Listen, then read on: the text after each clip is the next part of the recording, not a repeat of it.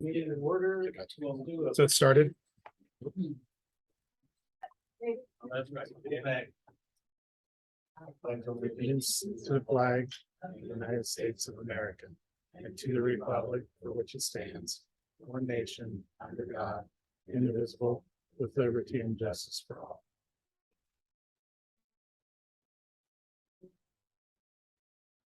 Can't will not be here tonight. He's got COVID, so I'm gonna be running the meeting for him. So we'll start out with roll call. Steve. Here. I know. Christine Gator. Jason Myers. Do you want to use in edits? Christine seconds. Yeah. All in favor? Okay, so motion, sign of second gator and. So. We have any additions or relations to the agenda? None from staff. Does anybody have any conflicts of interest with any subjects or going over tonight today? Jason? Okay. Correspondence. None from staff. Correspondence. Public comment. Do we have any open comment from? Okay, would you state your name or your address? Yeah. Mary Initial, and I'm at the Waverly Station. Okay, I would like to turn these off. Could you state your name and your address just so we know? Mary Initial, 824 West County Road. Okay, thank you.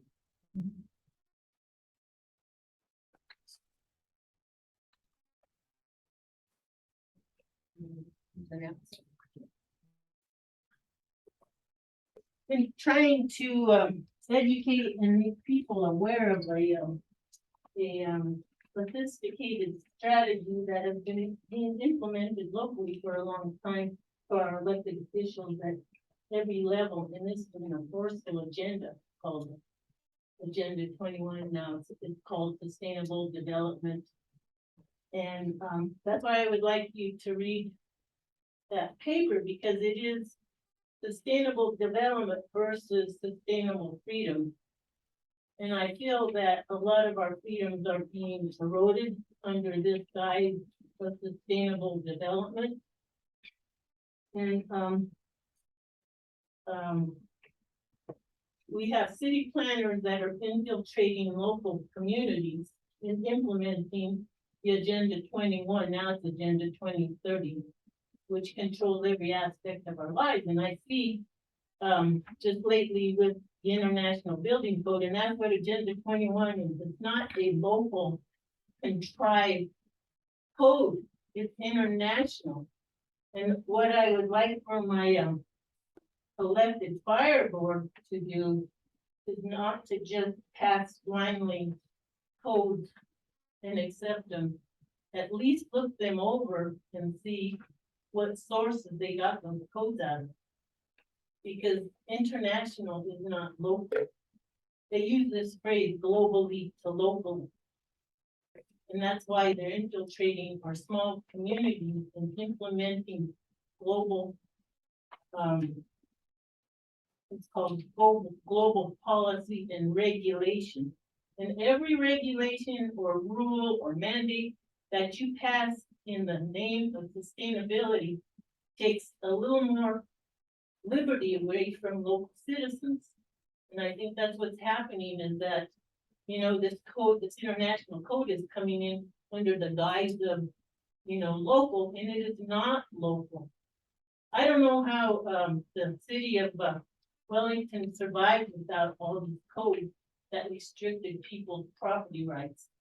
And I feel that that's what's happening, is that a lot of these codes and rules and regulations and mandates and executive orders are all coming down, not from even the United States, coming from the UN. And you know, there are people that probably know about sustainable development and are part of that problem, and it is a problem. And you just have to decide which value system will win. Sustainable development for sustainable freedom. And we're losing our liberties at a high accelerated rate. And so I would like for you to look into it. We don't elect the town administrator. We don't elect Cody Bird, which a lot of this, I would like for this board to even go into the town of Wellington and see what kind of notebooks and what kind of books they're pulling out all these codes from. Before you even consider voting on a code that will affect other people's private property rights. So it's, I've been trying to explain this and put out the clarion call for a long time. Lee Tucker tried to warn the town of Wellington with Box Elder. Now the trustees from here still are trying to deal with that big mistake. So I would like just to finish up and say that, you know, and I'm not just blowing smoke, I'm 6th generation Coloradan, so I know the damage the sustainable development stuff is doing to our country. And so, the thing I'd like to leave you with is that he who stands for freedom at the expense of his own life has bought freedom for millions of others. He who trades freedom for comfort, convenience, or security has cost freedom for all those in his community. And I would plead with you guys to please get educated on what's coming down from faculty, from the town administration, because it is not American, it's globalism. Thank you.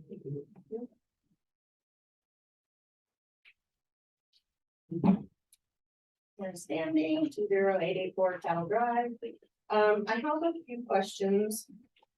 Kind of beating a dead horse, but I wanted to know what the dollar amount that we're talking about is that has been mishandled. That you guys are currently trying to weather. I think it'd be pretty hard to put an exact dollar amount on it. Well, yeah, I mean, I think whether we're from a comment perspective or addressing it in the budget packet, we can do the financial stuff. Yeah, We have, so maybe during that part, we can talk So like that. do you not have an exact number at this point? You're still investigating No, or? well, we have I guess, the question is, what is the debt that we're dealing with? I think so. Yeah. Well, I'm talking about the mishandling of funds by Gary Green. And did it just go to debt? Is that why you're throwing that number out or? well, yeah. The only comment I could make is that we had some employees that were overpaid and we corrected that problem. Okay, And now we're on the path of repairing that. And we're hoping to be out of debt as soon as possible, okay, but that, there really wasn't, we haven't found anything fraudulent that was done. okay, It's mostly just overpayment of the employees. okay. I would like to get a copy of Chief Patterson's contract. Okay, I know I was able to be provided with Chief Green, so I would like to get a copy of that. And then I do have some questions on expenditures. I don't know if you want me to ask those now or wait until you guys get into that. I would guess I would prefer that you put those in writing, because, you know, so we don't just have to start pulling stuff out. If, you know, specific questions, if you could submit those, so we can get back to you on that. Okay, yeah, that just not, is that how you handled it in the past? Well, if you ask us a question about a budget item, we can go right through that. You want to do that now? I mean, With her questions and then we can get the questions. yeah, Okay, if we can, if not, we'll have to redo a little research, but I wasn't sure where. you're okay, going. well, I don't know, some of you may have these same questions. Page 8. There's an end leave payout. For $92,316. And I'd like to know exactly what that is. I have an assumption. And I'm curious if this amount was worth the savings, if it is what I think it is.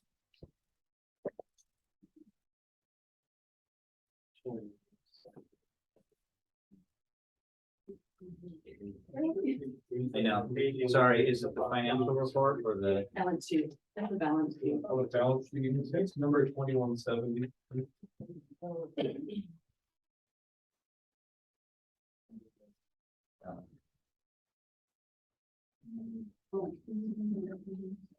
The way I got stable. Yeah, I got it. Next question? Page 13 is graph. And I'm curious as to why the wages and salaries were so high in March and July. And then I have one more on page 16.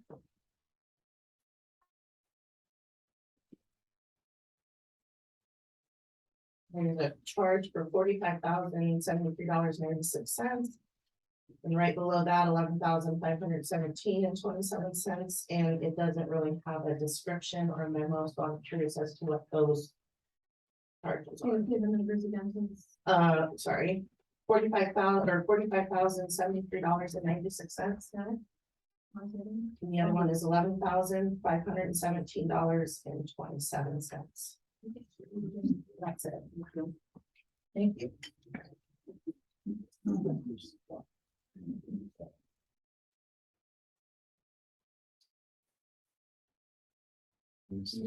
I missed the one on the graph.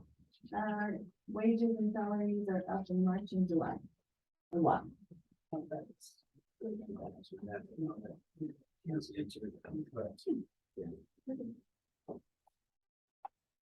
Hey, we have any other public comment? Time?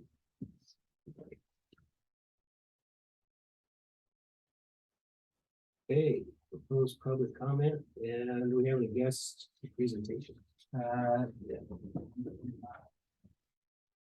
Yeah.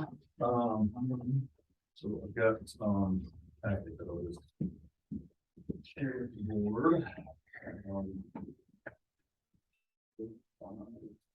there. There. So first, I would just like to thank, the board and the chief for, allowing us meeting the local to kind of introduce ourselves and introduce a little bit about, kind of, where we are, where we're going. And so I know that, most of the board here I've known for several years. But I will kind of just share a little bit more background as far as introduction goes. So, this is probably about my 25th year or so in the fire service. Started, here in Limerick County, working for and volunteering for emergency services. Actually, one of my first wildland deployments was on a Wellington rig with folks here from Wellington with the interagency crew back in the Hayman fire. And so, definitely, roots are from here, years of volunteer service with the Limerick County Back Rescue Team, which is kind of where my passion for the fire service grew. And then in 2004, went to work for West Metro Fire down in Lakewood, which was a very large municipal department. It's covers Lakewood, Morrison, Wheat Ridge, Percival, and Roxborough. And served the citizens there for a little over 16 years as a paramedic firefighter and acting engineer and acting officer. And then about 3 years ago to this day, our training chief down there shared the lieutenant's opening for Wellington Fire. And, being that, I've been here in this community since about 2009. My kids have gone through school here at Rice and Wellington Middle School. And I've got a brand new freshman over there at the new middle high school. The prospect of leaving a department where I loved, but serving in my community where my kids went to school was a little too tempting for me. And so I made that move. And just to share a little bit more, like deeply, I remember Lieutenant Martin here was on he's on a call right now. So Lieutenant Martin, he's on a call right now. I was on my old board, and the question was asked, is like, why do you want to leave your current employer? My answer to them was, I don't. It'd be heartbreaking to leave my current employer. I love the department. I love the people I work with. I'm not interested in leaving. I'm just interested in a different opportunity, right? Let's still work my community, right? And that was my community, but there's an aspect of working in place, without living there. It's just not the same kind of connection. So anyway, made that move here, and that's the kind of that family is what we want to have here, right? So that's part of why we as a membership, the employees of Wellington Fire decided to make this video. In their either their wisdom or their demise, they elected to be the representative. The jury's still out on that as to why they elected to be the representative as a president. So but that's where we're at today, and that's where we kind of stand. And so over the past 6-ish, 8 weeks or so, we've kind of taken all the different steps to organize locally and get all the paperwork filed with the International Association of Firefighters and the Colorado Professional Firefighters. And so we're excited about having membership of almost every eligible member of the department that would be eligible. So I'm super excited about that, super excited to bring and then just from an experience perspective, one of the awesome things about that relationship that I had down there is that it was always very collaborative, right? The relationship between the board and labor and the local was always focused on one mission, right? And that mission was to serve the public and to improve public safety. And so there were always board members that were looking out for the local and vice versa, and willingness to sacrifice on all ends to achieve our mission, right? And that was to do whatever it took to serve, right? And so I brought that with me, and so that's my only experience, is an experience of collaboration and of working together with a focused effort with people who have the same exact goal, right? The members that come to work here every day have the same exact goal as the board, which is to serve the public interest as best we possibly can, to use our resources as best we possibly can, and to bring the highest level of service as possible. So yeah, I included on the top there our purpose statement, right? Was to pave primary objective to pave the way to a stable fire district, and set a standard of excellence in service for the people that live here, and people that pass through here, and the people that surround us, because not only do we rely on surrounding agencies, they rely on us too, whether they and obviously that's a huge part of what we do. So the next probably 4 pages or so are just a list of resources that the international brings to the table as far as just helping us as a district do an even better job, right? So while that list from emergency response system, I'm not going to go through all of this, and you guys have a lot of other things to cover, but I just want to touch on a few things. Evaluation of emergency response systems, fire deployment and EMS models, systems operations, transportation equipment, communications, record keeping, public education, injury prevention, quality assurance, maintaining libraries of materials to assist in developing EMS education materials, training, things like fire ground survival training, hazmat training, peer support training, resiliency training, wildland firefighter safety and response, resources in health and safety, things like behavioral health programs, building construction, fire safety code, cancer awareness and prevention resources, emergency incident rehabilitation programs, emergency vehicle safety programs, and then continuing on the health and safety resiliency training, assistance with grant writing, reports, ensuring compliance with grants, and identifying new sources of funding. And then lastly, on the resource side, things to improve public safety messaging, community outreach, breast cancer awareness, smoke detector and seal alarms, disaster preparedness, Halloween safety, water safety, wildland fire safety, MDA support, tornado safety, winter safety, and resource toolkits like active shoot, incident response kits, firearms 101, fire-based EMS, and increasing diversity in the fire service. So those are just like, I try to just touch on maybe like 10 to 15% of the things that they provide. And I just wanted to, those tools that they provide, they're not free. The members are paying, dues in order to bring those resources to the table for the district, right? And so that's certainly not lost on me that they're sacrificing money and the time where it's difficult for them to find additional sacrifice to bring those resources to the table.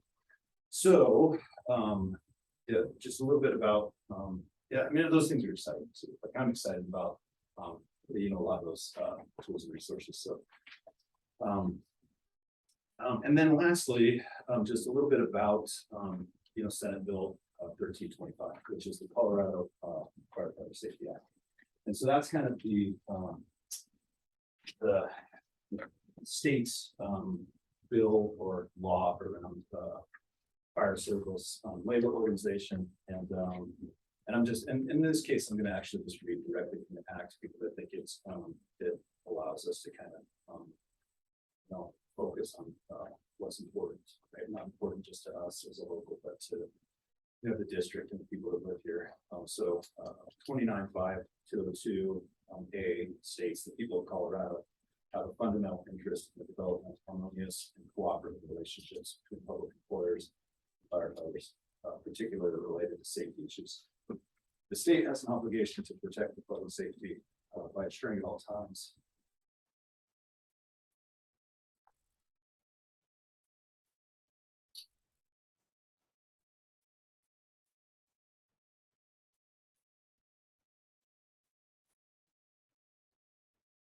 the orderly and uninterrupted obligation for operation of fire protection agencies. The denial by some public employers of the rights of firefighters to organize and bargain collectively or meet and confer leads to various forms of strife and unrest,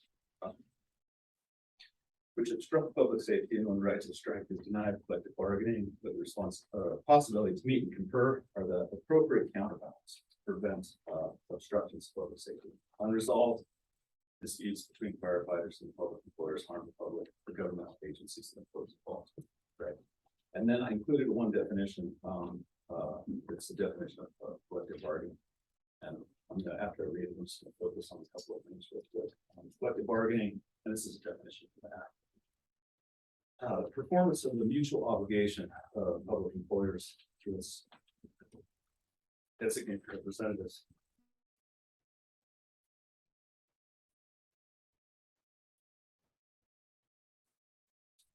And an exclusive representative to meet at reasonable times and places and negotiate in good faith with respect to compensation, hours, and terms and conditions of employment.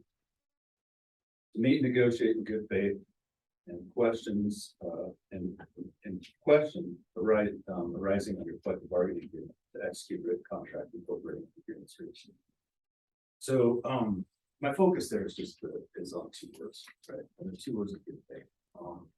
And so as a local, in good faith, we can't, nor will we ever ask for anything that the district isn't able to provide. We wouldn't ask for anything that's unreasonable. We wouldn't ask for anything that's not in the best interest of the people who sit in this room with us, because that's what good faith is. And so that's all we're asking for is the commitment on the other side to state tonight and make the commitment tonight that they're going to work together with us in good faith. So, to work for our goal. I'm open to any questions or I've got comments. maybe it's a comment. I saw this, I was shocked. I had no idea that this was even being discussed. I just saw it today for the first time. And let me tell you, I like to tell people where I sit twice, don't know where I stand. I have a card carrying member of Teams with Local 7. I was so definitely. I was in the middle of a strike. And I've been on both sides. So when I say I can speak from experience of being a union member, I can prove that I can. While I don't doubt any of the, of what the resources and the commitment and dedication, I would be very naive to say something that my dad born my dad, I born my kids. It's all about the money. I've been in negotiations exactly to where you said that we won't do more than what you got, but I'm skeptical because I do it. And it concerns me more with public servants than non, because of what is at risk. You know, it's one thing to have, and I'm not belittling, because I was a truck driver and I was a teamster. I'm not belittling. It's one thing if a truck driver goes on strike. It's altogether, it's different when people go on strike. So from a personal standpoint, I have great concerns about committee right now. This is so new. I'm very concerned. Again, and this isn't a whim, Don. I think you know me well, but I'm not gonna, I don't just stay on a whim. Deep experience. It was not real pleasant. So I have seen it. I've seen it from both sides. And I've also heard a very similar thing that we won't ask more than what they will provide. And you hear that and see that often in all kinds of different levels that yeah, we know what's available and we won't ask them. Well, then all of a sudden things change when you come to the table and answer. So that's my, if it's a bias, call it what you want. It's just my open opinion based on my personal experience. So I certainly am very concerned about moving forward in these commitments. Just a couple of clarifications on Senate Bill 2025. Oh, before I ask, isn't that a 50? Isn't it up to 50 members and above that are required? Or it seemed like when there's a topic came up before when this bill was being, in fact, I talked with Mike Alvarez with the Special District Association. This was written and put together by unions. It wasn't by global firefighters. Well, put together by our representatives. They had to pass.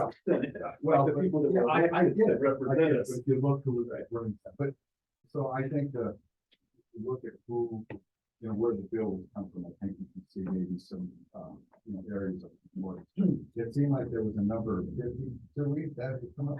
I can answer the question. I can answer the question. Okay. So then there's a number 25 where the right to collective bargaining is more or less guaranteed, right? Where there's a mechanism within the district for the representation of the citizens to basically request collective bargaining through a ballot initiative, right?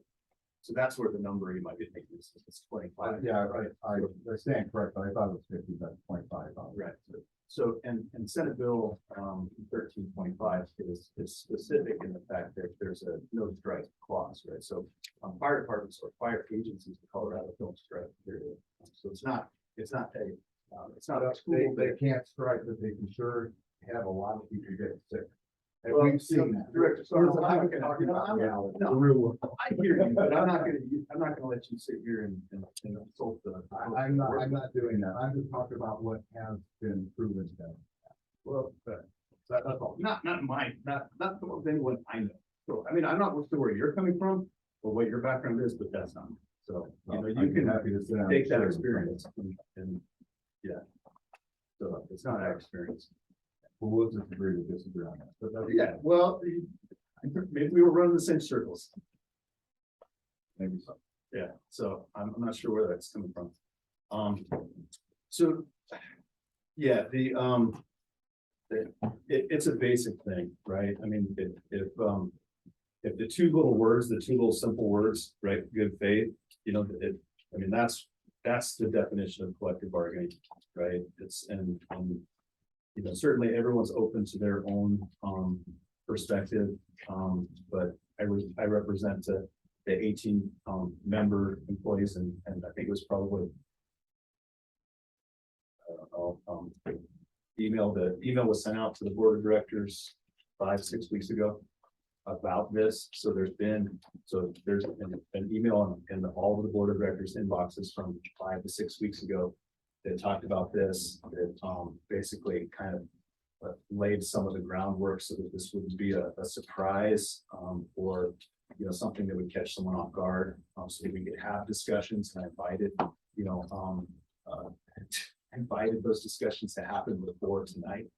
So the fact that no one took me up on this, or I should say no one, there were board members that did take me up on you know, the option to sit down and talk before tonight.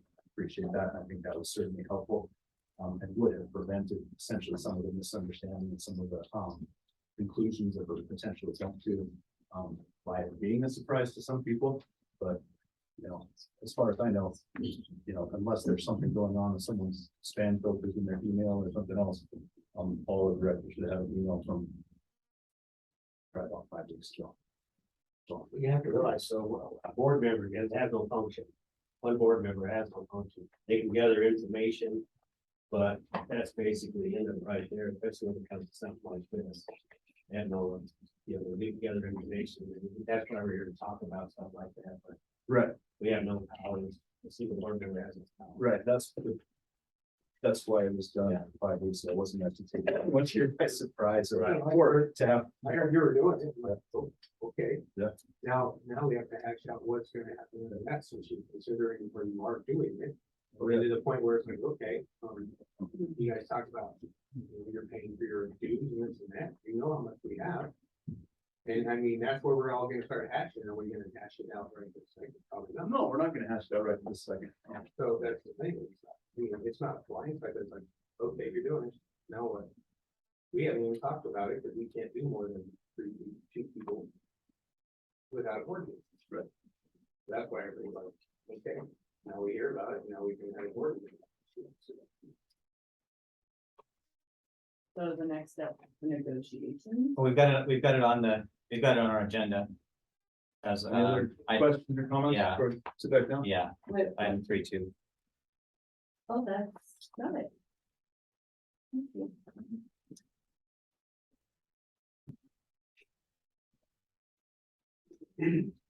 Thank you.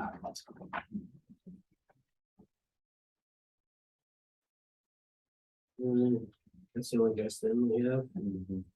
Instead of as from a presentation perspective, so, yeah. So we will start on the consent agenda, regular board meeting minutes from July 13th. I move to accept the regular board minutes for July 13th.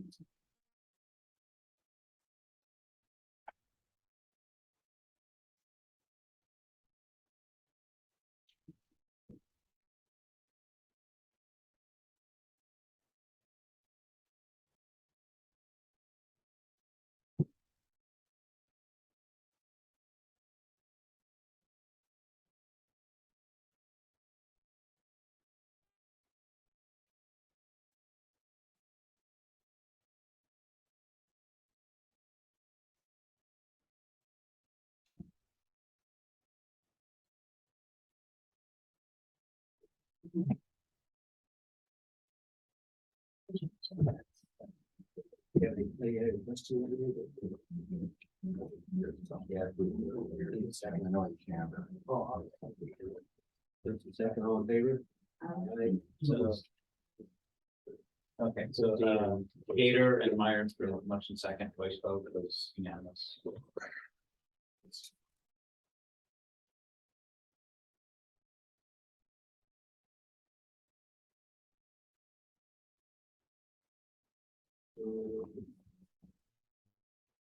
the balance sheet. It's gonna be me next. Okay.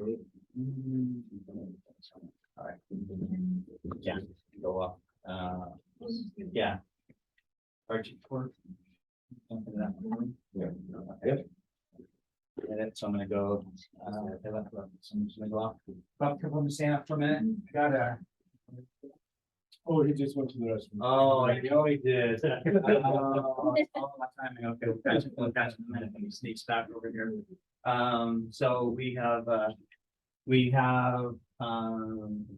put out, formal offers and have accepted 2 new full-time firefighters. So we have 2 that are starting on Monday, the 15th. We've got one that, has been a part-time firefighter for just under 2 years with Winter. We have another that's been a part-time firefighter, or reserve firefighter with hygiene. And a EMT with AMR. So we'll go through at least a couple of weeks of in-house training from there. And then we'll look at split them out from there. So one of the reasons we have two, I'm gonna fill, this guy's sometime in the bathroom. Oh, come here. Come here. I I'm making you a speech, don't make you a speech and stuff. Come over here. I'm not doing a speech now. You know, we had a little bit else in that. Firefighter Ingram's last day is today with us, so he had an opportunity with Department of Fire and going to be Department of Fire from there and heading to the RC Academy. So, and unfortunately, I had a shorter time than others had. So, yeah, but solid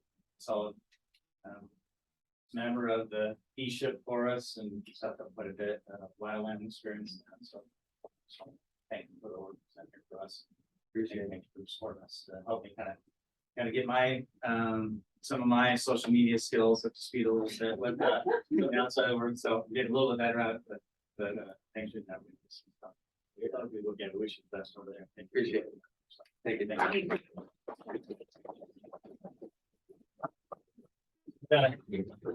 We got to fill his shoes sometimes. So it's gonna be a little bit. But we got the two full timers that will be starting on Monday.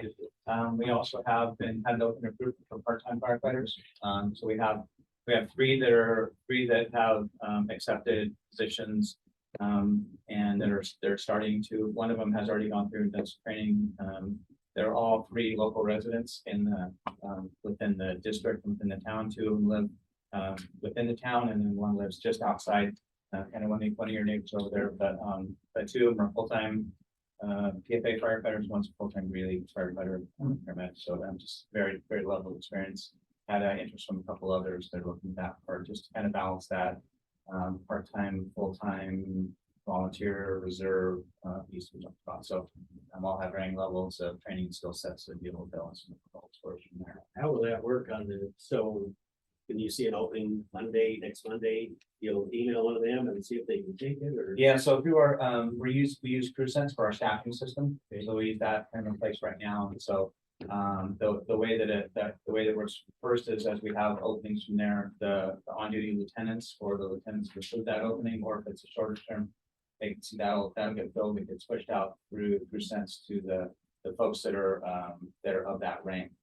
And the way we fill it first. And so depending on how they have it set up, they either get an email or a text message or both, and then that'll come out that way. Show those availabilities from a long-term piece. If we have folks that are on vacation or using a crew leave or something like that, then those that are in the part-time or reserve will look ahead of time and find spots that are open that they could sign up for and cover switch shift. That's sort of a long-term scheduling piece where we're looking at additional support, and where we're looking at really the way that we can bolster our support in the short-term piece is on those callbacks, emergency callbacks, where we have this expanding incidents where both of our rigs are committed, all of our on-duty people are committed, and then we've done an on-call or recall back to cover an extra rig, to cover an EMS rig, to bring a water tender to call, bring an extra through that. So especially having folks that live in availability in town to be able to do that, that oftentimes we're looking at covering that 2 hour up to maybe 4 hour window where all of our rigs are committed, and then being able to cover that over the window that either helps us get some additional coverage in town by staffing one of the other rigs or the RAM, or by assisting out at the incident to help us get overhaul done, things packed up, and get a rig back in service. So a couple ways to be able to do that. So they could come in for 2 hours, 4 hours, whatever you think. Yeah. Or there's times where our idea really kind of stepping on a couple ways is one, using our and supporting our folks to help fill those short-term vacancies or those single vacancies when we have somebody off on vacation or sick, and then our folks to be able to cover those back. But there's also times where we got somebody out sick that somebody else already had a approved leave, and then we're tapping into times where it's like, okay, we have folks that work 3 days in a row, or maybe 4 days in a row, and not wanting to come to do that, and having the ability to kind of bolster that. So it's just being able to kind of build that. Us too. So. there. The other thing that we've been working with then, is we've got, run through our emergency reporting, which is the software will be used to do all of our reporting in. Our folks have been doing a really good job of, kind of building more data into those and making sure those are done on more of a regular basis for allow us to pull all of our call response stuff. We have to have the,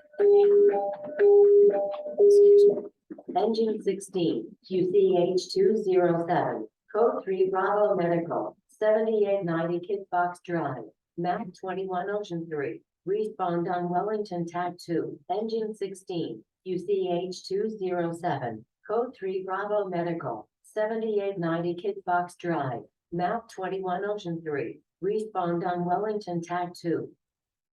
for us to be able to pull all the data and pull all the accurate reports, we need to have the reports have to be fully completed and finished out. That gives us able to pull all the information on whether total call volume, then breakdowns between fire and EMS. So there's some new analytics that are coming out that help make the reporting in that call volume stuff a little bit more accurate. Diving that a little better. So just kind of looking through those over the last couple months, we're trending about even this year as we were to last year. We've got some busier months and some slower months. We're kind of currently trending for even to total call volume for the year. And with that, there was I lost track of the other one. I lost my print out, but that's all I have for right now. What's the status of strike team? Are we on the list or? So it's so that the county and through the state, they've updated, use a different kind of staffing and recall ability for that. We have what we're looking at is we haven't staffed it up the way that we've kind of done it in the past, just looking at our total staffing and our ability to cover at home and at home first. And so we've had discussions about what we were putting up available in the system and what we're willing to put available in the system between water tender or other responses from there. So thus far, it's been an interesting, we got the super dry. We had a lot more wild calls, especially in the area in the beginning of the year. This monsoon that's come through has helped us a little bit locally. And now it's just kind of a matter of watching the system. There hasn't been that they were doing pre-positionings in the state and sending rigs out to other states very early in the system. And so right now it's just a little bit knocked out. Staff training available, and we're just trying to make sure that we don't commit to something that impacts us back to home.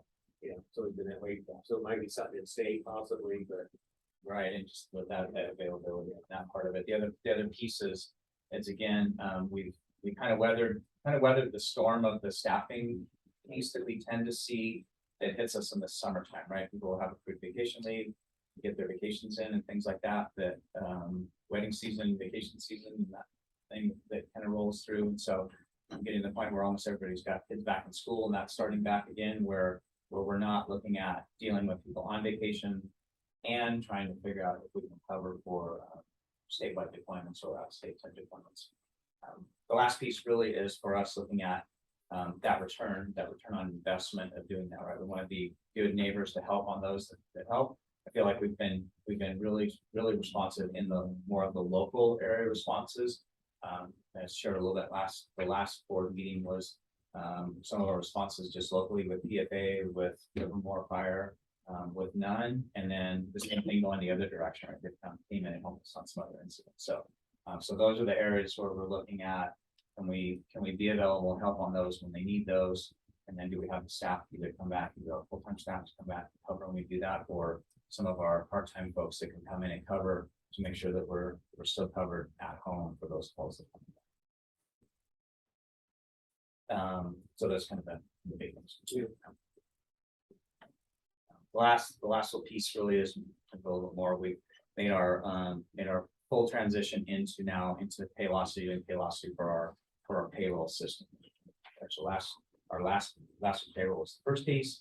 Working through a few other some of the little intricacy things we have to do with just cleaning up W4s for the year. Making sure some of those things are updated to the current ones, and then carrying over and having them the work that they've helped to that James Benson staff has done, and then the Paylocity staff has done to get us to catch up all the year-to-date stuff with that all up there. So we're hoping that by the next payroll system, the next payroll cycle, we'll have everything, all the updates for you.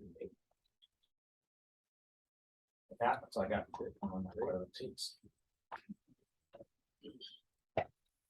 All right, going to district business. Hopefully financial review. And Ben from James Benson here. Thank you, board chair, members of the board. Do you want to go to my detail here? Go for it. So, you have the July financials, in front of you in your packet.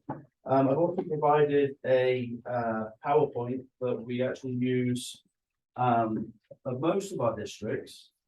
It summarizes the information in the financial report. So, you can use it as a complement to the financial report. It's not a substitute for it, but it does help you see some patterns that you would also see if you look in the financial report, but it's a little easier to see in the PowerPoint. So in the month of July, you'll see the graph doesn't look great. We missed the mark on projecting when we would see tax revenue. So you can see that our revenue was 894,000. We were 852,000 over what we thought we'd see for the month of July. You'll see on the next bar over that that's all tax revenue. So we were projecting to see around 35,000. We saw 893,000. So if you look at historical, sometimes we miss the mark. We don't typically miss the mark that much. But clearly we did when we were doing the budget, and we looked at when it was being received in the past. So when you get to the next page, you'll see the year-to-date tax revenue is 3,017,000, and we're 170,000 over what we budgeted year-to-date. So we had been clearly falling behind on our tax revenue compared to what we've seen historically. We caught up and some in the month of July. So that's really what you see on that first page. Most of the expenses, we go back to the first page, which is just the month of July. Most of the expenses you'll see were very close to budget.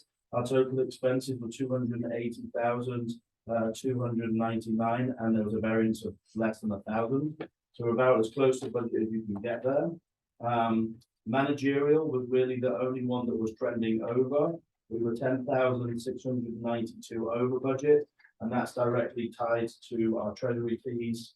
Our fees were higher because of taking more taxes. We were basing our treasury fees on the lower tax revenue. Tax revenue was up, so our expense was up, and that's why it's the variance there. And then if you get to the next page, this is more on the year-to-date information. So our total revenue year-to-date is 3,145,000. We are 229,000 over what we budgeted. You'll see that that's made up of both tax revenue and non-tax revenue. Our expenses year to date are very close to budget as well. We are under budget with 4,320 under budget year to date in totality. And the only one that's really trending over again is managerial, and that is down to a couple of items, the election cost and the county treasury fees. That makes up 26,000 on that variance. So those are really the main reasons why we're seeing a variance there. Those couple of questions. I think, would you like me to, well, I guess I can maybe answer your questions first, then those questions, if you like. Can you just go with the questions? So on the balance sheet, you asked about the end leave payout, the 92,000. That is just us accruing, and I believe it's vacation you get paid out on. That's just accruing the potential payout if people were to leave and they were going to get. So we haven't actually spent it. That's just trying to show that liability. We haven't completed, the auditors haven't completed the audit yet. Once that is complete, that number will change because the auditors will. I think the next question was on the graph of the pretty colors. I would say about 50% of people read this the way that you read it. The top graph is actually income and expense. So what that's trying to show is, as a fire district, most businesses see pretty consistent revenue, right? Fire districts see an increase in revenue, but their expenses stay pretty consistent throughout. So it shows the importance of making sure that you have a fund balance, ideally, to carry you through the times when your expenses are higher than your revenues. Yeah, I see that. Yeah, you saw it, but then what's misleading is below that, the pie chart also has a green and the red, which is talking about the percentage of expenses. So that's saying that your wages and salaries are just under 80%, which is still actually pretty high for fire districts, but it's closer to what we typically see. And then I think we had one last question on the disbursement report, that the 45,000 and the 11,000. So since we've made the move to Paylocity, we don't have an import yet. So Paylocity are running the payroll. We then have to journal entry that payroll. So the 45,000 is the payroll, and then the 11,000 is the liability associated with it. So that's why they're like that. Those are the 3 questions. Okay. Is that a answer? Thanks for looking at the report. I know it's very riveting. Usually everybody leaves before I do it. Okay, all right, perfect. Any other questions? Hopefully you like the PowerPoint. Like I said, it's not a substitute for the report, but I think it helps people to kind of see if there's any patterns. Thanks, Ben. And you brought up a point, and as we went through that part of it on the cover sheet, just kind of as a reminder piece of it, we caught that just in the last little bit of edit. You notice the number, we're on the very first page of the financial report. It's page 6 of our packet.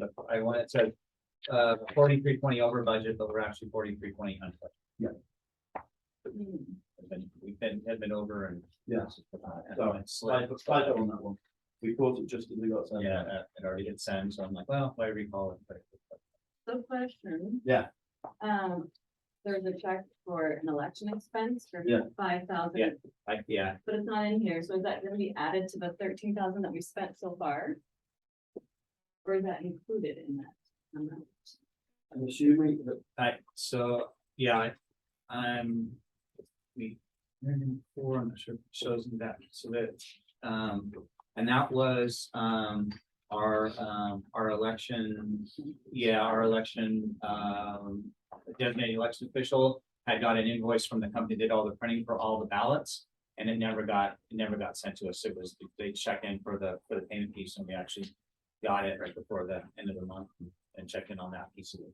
It was for the printing, all the printing of all the ballots. So that is the final last piece of all election related stuff. And it's probably not in past months, it's repeating now, so. it's probably Yes. repeating next month. Okay. Yeah. The county treasurer fee, is that the last one we have to pay? No, wait, no. oh yeah, it's every month. Yeah. Based on what they collect. So as the tax revenue is lower, then that should be lower. And so we have collected almost we're about almost all of our taxes for the rest of the year. So we're pretty, yes, well, yeah, Likely we'll see much more than Yeah. 5%. or maybe even more. Yeah. At least. Yeah. unless some people want to pay it. Yeah.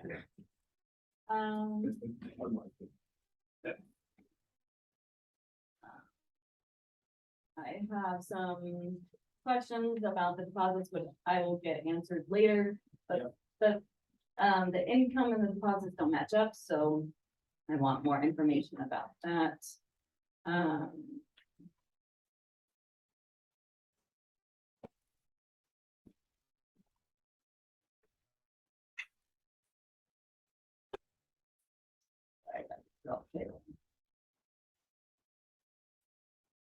Managerial budget, is that just, so that would just be county fees and for election? The only thing that would be in there? That's been a question, yeah. I mean, managerial. Here's my. So the managerial. They're the only ones, the only 2 items that would come in there would hit that. No, so the managerial, if you go to your report. The managerial that I've got listed on the PowerPoint. Is fire,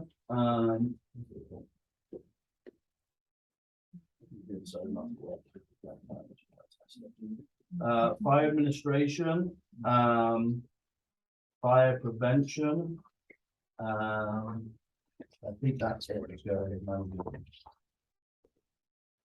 Higher admin. Yeah, fire, and then, yeah. You can go to, fire admin. If you go to page, I don't know what page, page 11 of your report, which is the detail of the profit and loss, you'll see the accounting treasurer fees and going into fire admin to answer the question. So, see if fire administration, which on this page is collapsed. Okay, but this is the detail part. Okay. So you can see accounting treasurer fees are within fire administration. On the cash flow report. Yeah. In December. Yeah. The cash position is still negative, Yeah. so if we get to that point, I guess I wanna know, we're gonna take it out of the debt, we're not gonna pay some debt because we don't have the money. But I just wanna make sure that we are not paying the debt until the end of the year to see where we are. The negative. Well, I think there's a couple points that, we know that we have to pay off the line of credit before the note is due. Which is part of the package. Which is part of, that's factored into that piece, right, Ben? So Yeah. we looked at that piece of it, so paying that piece off from there. Then, the other part of it, the bit of tax rebate that's happening from that's already happening through the mill levy rebate portion. We dedicated that portion of that mill, so that should be factored into the way we're carrying it, but it's not actually coming out of, we're not making a payment or cutting a check for that piece of it. So the only other piece of that, which we have factored into, I think we still factored into our cash flow part of it, is that we have about 140,000 to take that we're looking to put back into the impact fee account to make that piece correct. But we also haven't paid ourselves back in the way that it was set up for the 2021, or now we made our 2022 payments on our lease purchases for the fire station alerting and that, so we need to do a transaction one direction, but then move that account for that other piece just through the accounting part of it, so. So I guess my question is, for the impact fee, can we do that? I don't know when you're gonna pay or. But that's actually why I was kind of pointing to you. Yeah. I know you brought up the question Yeah. about line of credit and when do we want to actually Yeah. pay off the line of credit. So that- Sorry, what- yeah. that's kind of what. No, that's a piece. So we're paying that's interest taken on the away line. interest on it, right, so. We're gonna pay it off soon. Yes.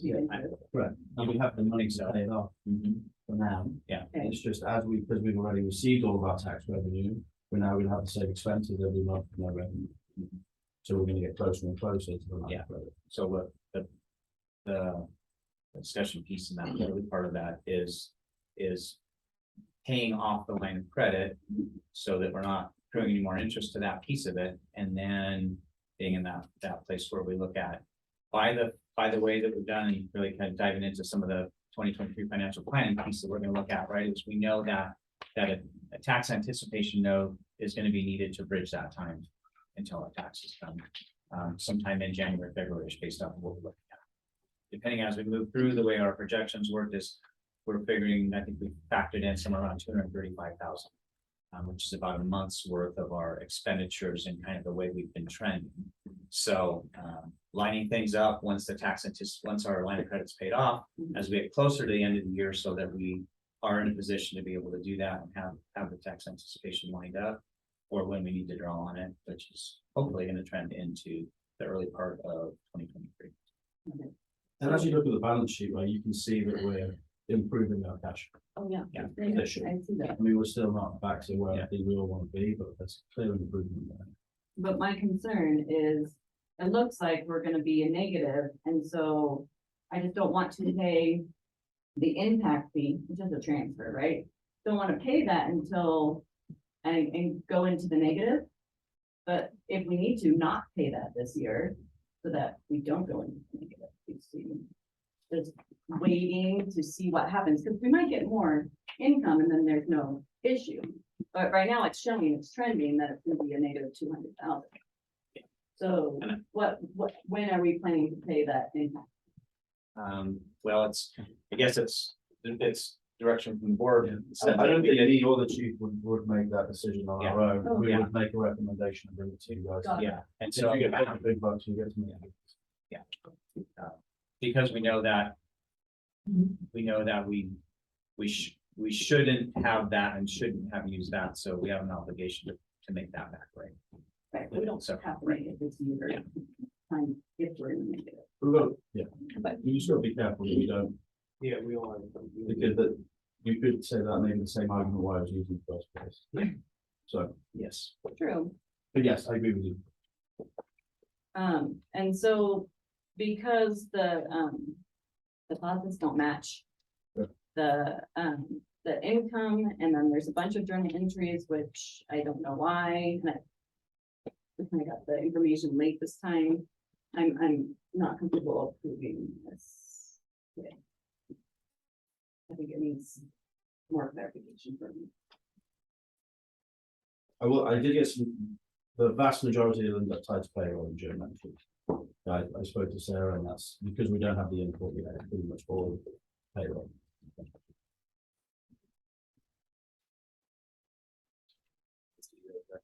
A motion, I guess, do you want to make that as a motion? Like, I don't want to. A motion to reject the financials, is that what you'd like? go over.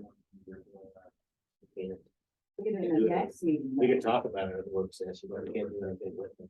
We can vote on it in that. We can go down and then at least we can get all the information at the work session. Oh, Yep. there you go. Yeah. That'd be great. I think typically, I don't think this has ever happened, but I think it's a tabling of it rather than. Yeah, that's- Thank Yeah, you. we can, Yes. We will postpone until whatever the September meeting, we haven't decided on that one yet. We haven't started our September meeting. They have the SDA conference going that week, so we were wondering. So, you're making a motion to table acceptance of the financial report Yeah. until September. Our meeting, our regular meeting in September. Wait a second, a little bit.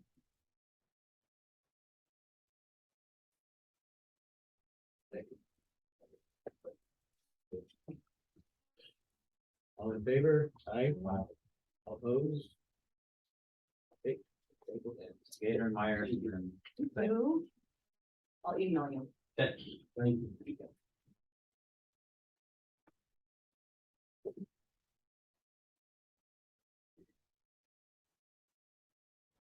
Board review approval and revisions, but our text of this is before the board goes.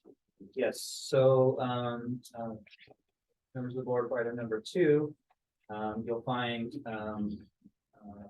in the board packet, it's, page 18 through 22. This reflects simply just changes to the paydays and payroll procedures, that are listed in our employee handbook. And this ties directly into our changes to the pay cycle to the 14-day pay cycle with the 14-day FLSA. And so the timesheet, how we had it done prior to, you'll see on 20 was 3 days before the payday. We were doing it in-house and doing it a little bit differently that way. So now our pay cycle is set so that the pay cycle ends on a Saturday. We'll process payroll somewhere in those first few days of the week, and then payday happens on that following Friday. So that's the cycle from there. The other piece is that, so it ties in on that 21, where we're showing every other Friday is the payday. If there's a holiday, then we'll pay them the date, the business day previous to that. And then the last piece on 22, in changing that, one of the things that we adjusted was from the 13-day payday with a 26-day FLSA cycle. So that we calculated FLSA and paid the scheduled overtime every other pay cycle. We moved that just from a consistency piece, from ease of processing payroll, but really for ease of staff, trying to keep track of, hey, I worked overtime or I've done those. I should be getting my overtime and doing that on more of a flat piece. They were doing the FLSA pay every 14 days. And with that, it's any of the schedule hours that work over 106 hours. So just corrects to the right amount from there. So so with that, just recommend the board would approve these changes, and then that'll allow us to adopt and amend the current employee handbook we have, especially with a couple new full-time employees coming in, so we can get all that. I have questions about other parts of the handbook. Are we going through other parts as well? Well, we have done that, so the board has approved that before, and so we could bring that to the board if there was stuff that we wanted changed, or if it's just a question item or that type of thing, we could bring that for a discussion item to. So we're not discussing the other parts of. But because we're approving the whole pack. We're approving these The whole suggested handbook changes has to that. been approved previously. These Yeah. Changes as to. That's all we're looking to do, so, yeah, so I mean, there's been discussion about other items and things we've got that piece of it, so. It's always open for that, and typically we would look at, bringing it to, starting from a discussion item or a work session item to look at what we have and do that. Yeah, it's okay, yeah, and I know, and so I know, and so what I did was that, and that's what I had the proposed changes for that, and then rather than. Just from the ease of putting it into a board packet to print 40-some pages to go along with the board packet, not sure how many packets we need to print. I didn't want to print the entire handbook to put in the packet, but just the specific affected pages that changed along with the table of contents, so. You're welcome. Effective date on the handbook, the newest one. So the current one that we have is this August 5th of 2021, so we're almost hitting exactly a year from when. Okay, I remember. So, yeah, so that's what's printed, and I think technically the board approved it because it was right after I got here, so I think the changes started, there went some back and forth, and even it got adopted probably October and November. It was before the end of the year. Yeah, it was before the end of the year, but it was based off of those revisions, so probably would have had a date, should have a date for that part of it, which will, the proposed cover page that I did will have it as of today's date if the board approves those changes.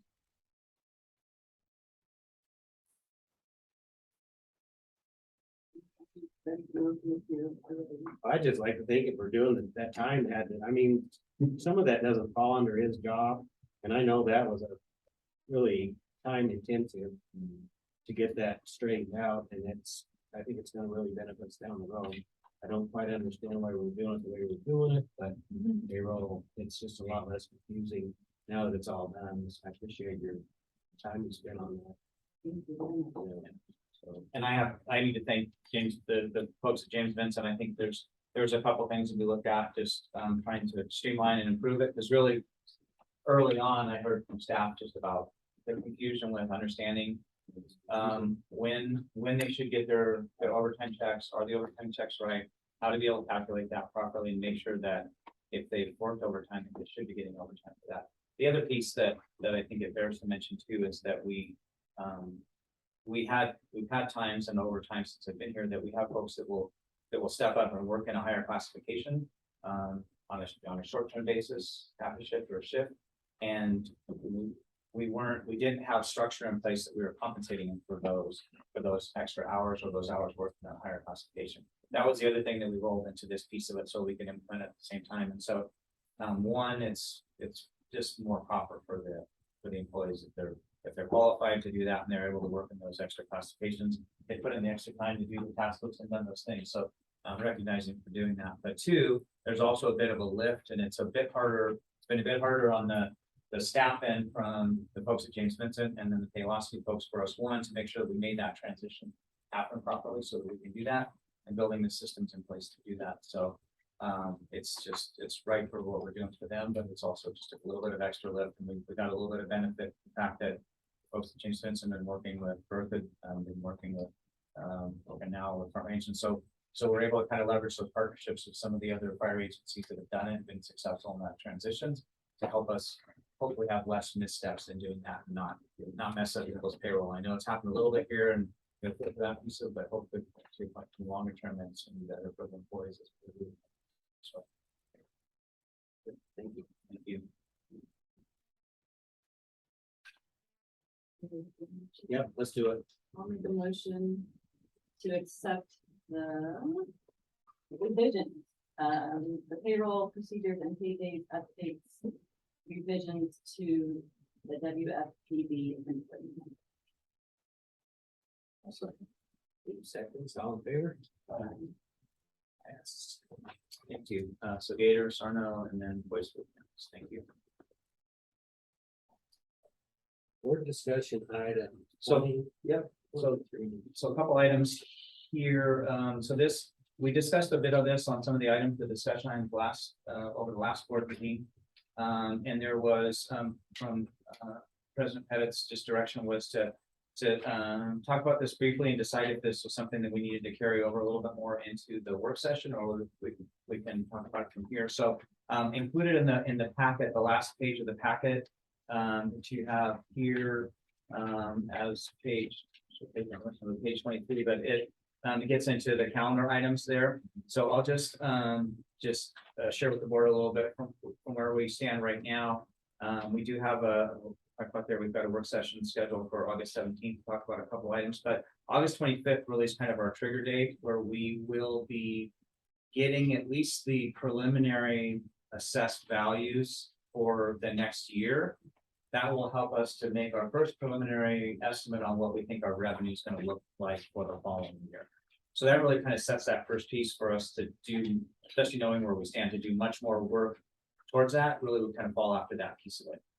And I shared a little bit in the last meeting that I think the work that we've done to do the amended budget and get the amended budget for this year adopted and into place has got us at least quite a bit down the road for the starting for that first draft budget that we would look at statutorily to have to you before October 15th. So that would be our October 12th board meeting, which becomes that first real draft budget. So that's kind of our timeline of that first piece. We've got a tentative budget work session on the calendar for the 28th, which we can look at. And what we need to do as we get farther down there. So I think just as far as timeline and perspective is looks like from there, that really it's end of August is kind of that first trigger date of starting to get something from the county assessor's office to look at what our residential assessment rate and what that would look like, so we can start to kind of calculate some.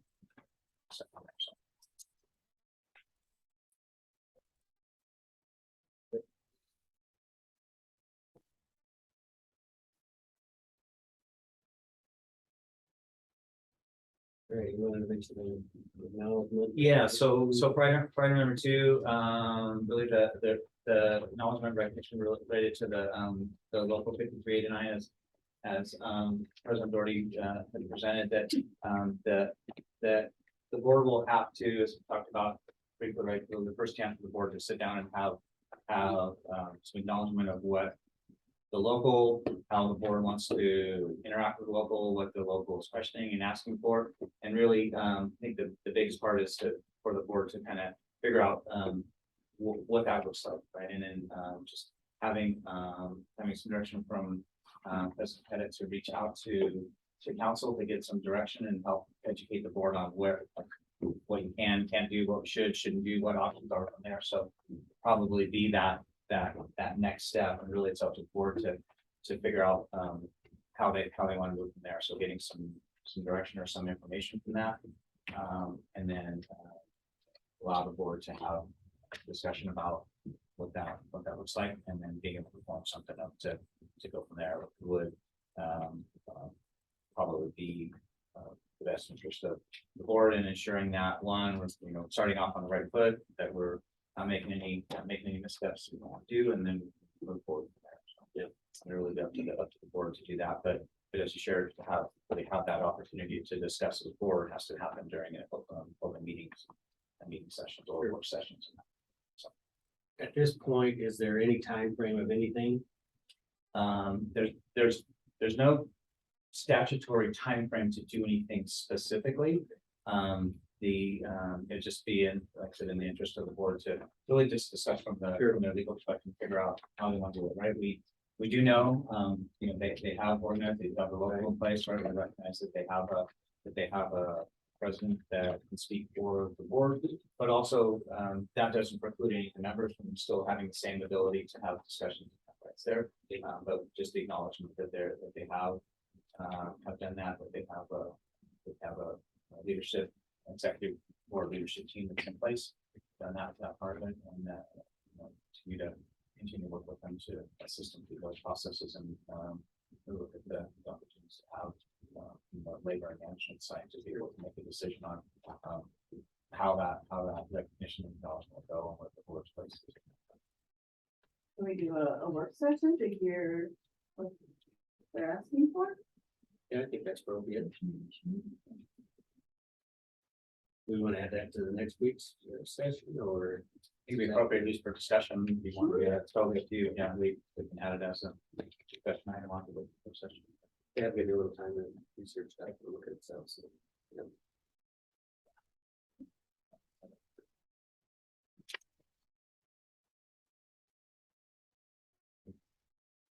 2021 audit completion update. So we, as I shared in the last meeting there, the audit firm had, the primary auditor that was working on ours, went back home to be with her new baby. So, they're in the final stages. I think they've got everything done. I got one other item that they just sent to me today. They were hoping to have the final draft, the first draft for us to at least get to ourselves and James Vincent to look at by the end of this week. I got one little item that I owe them back. I think they're really close to that. So it'll give us our first chance to look at the draft of that piece. With the direction of the board and the approval or the meeting before the audit exemption request. Sorry, not the audit exemption request. The audit extension request was filed, and it was approved. So that's there. And then we're just waiting. So that the next step would be, once we get a chance to look at the first draft of the audit, and if there's any other things with that, they would bring that to the board. Ideally, we're looking at the September board meeting for the board to see that, approve that for submission. Would be the timeline for that. So yeah.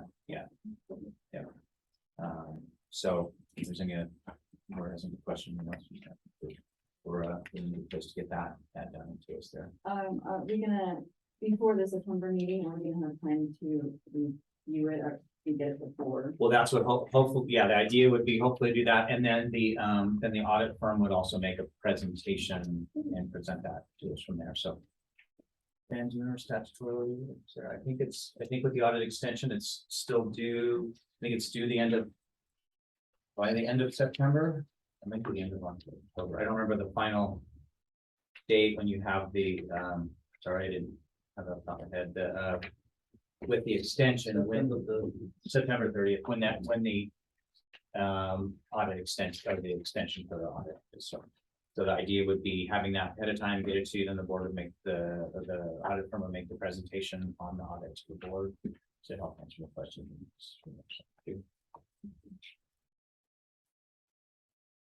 You talk to these two about the bank thing, they know what's going on. Yeah, well, so I know it's the last piece, we'll finish up there. I got, the bank sent a whole, and I'll email them to you guys so that everybody they ask for everyone that has access will have to do it. Just the whole form to basically fill out the ID so that they can use just validate identity piece of that to go in with that part. So that's the last piece of it.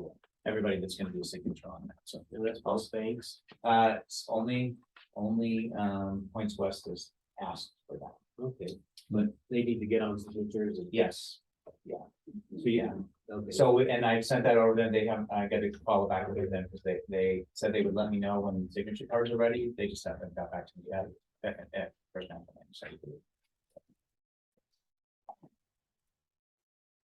Right, other calendar items. So do you have anything else other than just that included in the most recent updated calendar for the remainder of the year? At the last page of the package for you. So, Okay. the only thing we have is we've got so for next Wednesday's work session. We had the two items that were carried over from the meeting before on the agenda. I'll send the draft agenda out for that for board review. It was just what our priorities were, board priorities for the next 2 years. It was for discussion on the Highway 1 property. And then it will be discussion, just a discussion item for the Wellington local 5389. With them? Discussing with the union, the residents of the union, or is he gonna share with us at that work session? Is that? really good. Are we To to, the board, what, I mean, we don't, are we discussing anything? Because they haven't presented anything that, of their request. but, I guess I'm confused. it's really up to the board, I think. My feeling, at least from that bit of discussion, is that the board potentially just needs some direction from legal counsel on how to proceed or what the steps would be to proceed. Got it. And in what level of recognition, options for recognition, that. So Okay. it's really a board, it can be a board. That sounds like. Yeah, and so it's maybe an educational and informational type thing from the legal side to help prepare the board to be able to make some kind of a acknowledgement. Their legal side over. You know, and I'll get direction from you, so I don't, if they're asking to set up to have legal there, we can do that, it's whatever the board's direction. I think we need to do our legal stuff first, see where we're at, because I have no idea, this is all new to everybody. And then address that down the road with what their recommendations are. There's a lot of questions. We can't make any decision on the work session anyway, so it'll be just information. Yeah, that's all I would like to have, like, if they're gonna be there and what, we can see where how that's going out. Yeah. So it'll be a work session, at least the way it stands, work session, so it's open for anybody and open for anybody.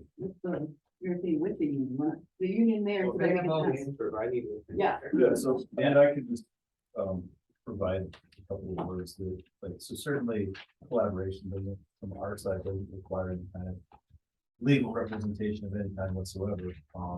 You know, what experience I have, in regards to, trying to bring in, you know, arbitrators or mediators or anything like that is ridiculous in the sense that it doesn't really help anyone. It doesn't really, help any, it's not productive. What is productive is, you know, people working together and coming to the best possible joint solutions. And so, absolutely, you know, I'll be available. You know, I guess I can't speak for our Vice President, Lieutenant Martin, or our Secretary Treasurer, Lieutenant Crop, as far as their availability, but I'm sure they would be willing and able to do whatever they can to make themselves available as well. And so, I mean, I can't state any more bluntly other than that, I have enough familiarity over the past, just a tiny little bit of history. A year ago, my job was not to know the ins and outs of our budget, right? Over the past year, for a lot of different reasons, I'm a lot more familiar with what our financial situation is, both today, and for the next, you know, for that matter, 10 years, right? And so can't state any more clearly other than that, what we're, you know, currently, conservatively projecting, you know, our plans aren't to put the district in any position that, we're not already planning for.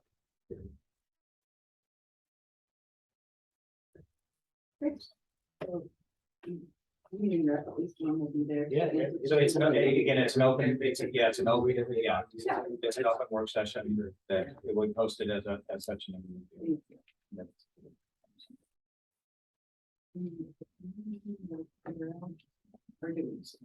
I guess that would be the last, we should figure out now. So, as was discussed at the last board meeting, the SDA conference calls during the time that our regularly scheduled September 14th board meeting would take place.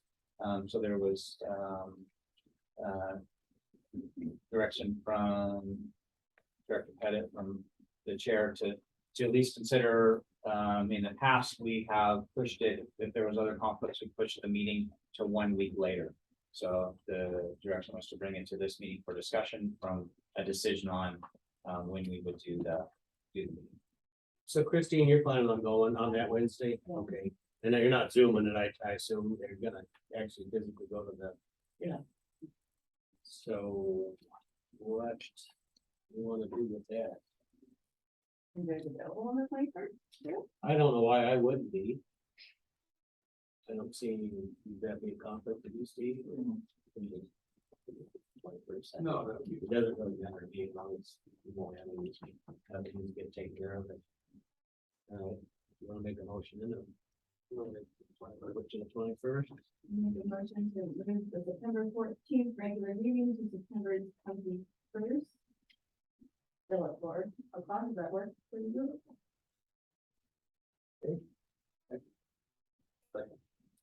Second, all in favor? Just that why I will not be able to do it before the court session next week. And then I just learned about it tonight, because I guess it's decided last week, so. Well, But anyway, just enough. Yeah, we- Just enough. yeah, We also have the pension board on the 21st as well. Yeah, so that would, yeah, because so they would both into it, so, okay, so, well, We're not on the pension board, so I can't move the pension board. well, it would, you're all in the pension. And then there's two other at large, so one of our other pension board members, so, I would say, do you want to, amend your motion to say the regular and pension board meeting? I will amend the motion to add the pension board meeting. Are you good with that too, Jason? And then everybody voted, Yep. is everybody? all in favor? Okay. I will inform also. Sure, just to make sure.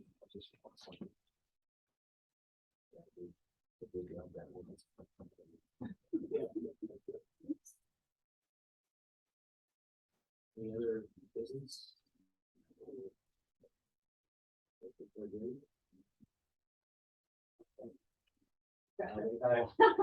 Motion second. Oh, yeah, all in favor? Opposed?